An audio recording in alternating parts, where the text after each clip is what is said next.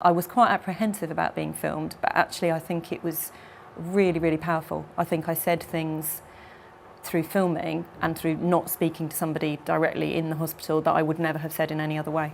And I was really honest. Only when the patient feels comfortable will they be open and responsive.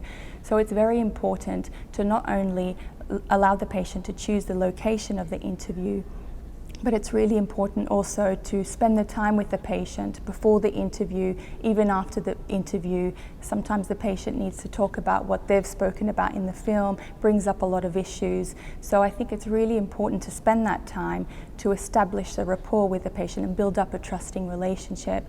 And only then will patients be open and responsive, not only throughout the interview, but all through the EBCD process. Yeah, I felt I was able to sort of tell my story much more easily, just talking to a sort of camera, rather than talking to a lot of people. Yeah, that was a much easier way of doing things, I felt.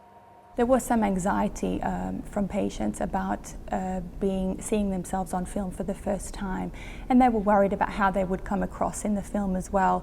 So it's about sitting with the patient and reassuring the patient that all the other patients and carers will have contributed in some way to the process as well. I do think I expressed myself in a different way, because probably the things I said on the video were not things I would have said otherwise. It was a way of getting across my feelings about one or two things, yes.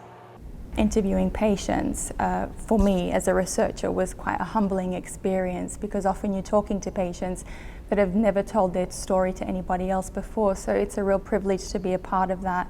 And also that you're invited into patient homes, into their own personal space, you meet their families. I think that's a real privilege.